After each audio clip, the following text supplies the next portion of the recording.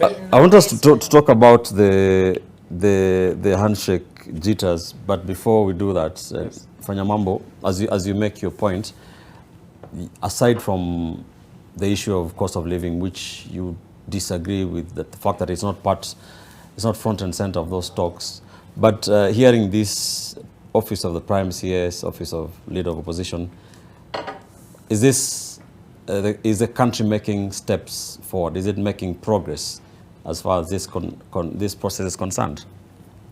Okay, thank you very much, Ben Kitili. Number one, I disagree totally, completely, and thoroughly with my two panelists. Because number one, you cannot go and sit at Bomas of Kenya on allowances being paid by taxpayers to the tune of up to 50,000 shillings for some of them per day, and then come and tell us that it was impossible for us to discuss cost of living, it was impossible for us to come up with a solution on cost of living at Bomas, but we were using your money. But at the same time, it was possible for us to create an office of official leader of opposition. It was possible for us to create an office of prime cabinet secretary.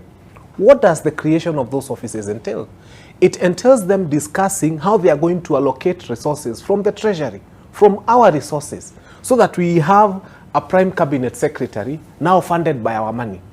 Why didn't they have that energy to say that instead of allocating 10, 20, 30 million to go into running the office of prime cabinet secretary, we allocate that money into reducing the cost of school fees for our children?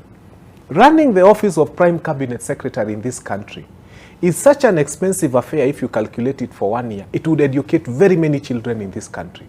So when you tell us that it is not possible to come up with a solution to reduce the cost of living, they are insulting Kenyans. Because that money that they are allocating for leader of official opposition, that money that they are allocating for prime cabinet secretary will be in the billions. If those billions were to be directed to the Ministry of Education, and the school fees for each child reduces hata kama ni by 3,000 shillings in this country, we shall have reduced the cost of living.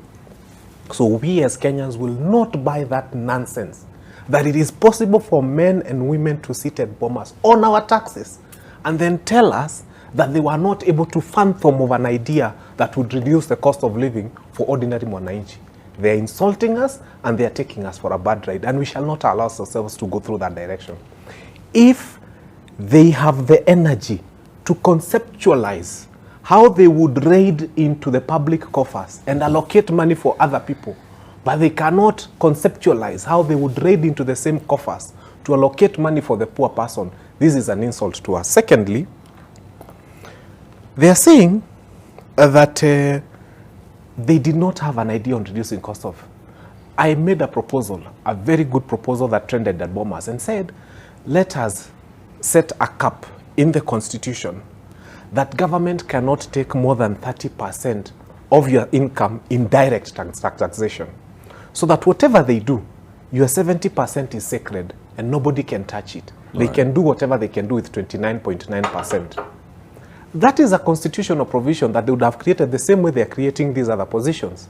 But because they are not interested in that, they are telling us it's not possible. Now, moving on to your question. Handshake jitters? Let them shake hands. It's a good thing for this country. I have always said that when President Uhuru Muigai Kenyatta shook hands with Raila Amolo Odinga, this country improved for the better for all of us. There was peace, there was a good camaraderie. People who were not able to move from one region to the other region were able to move. Right now, we do not have that hostility. But any politicians coming together who were not together in the past, who were not thinking the same in the past, especially politicians who have huge followership. In fact, they are late. They should have shaken hands last year. Let people, in fact, and let it go deeper, that once Raila Amolo Odinga shakes hands with William Samoei Ruto, let it go deeper to the Gashaguas and the people who were saying they're going to urinate in some other people's compounds. Let it go as deep as it can possibly go, so that everybody feels that we are part of this nation and everybody is brought together and we just love one another and forgive one another. There is nothing wrong with a handshake. So for me, I feel if they wanted to have a handshake, they are late. Hata wa meet leo midnight, wasalimiane, na waambie Kenyans kila mahali wako, they start hugging each other and forgiving each other. That is what will build this nation.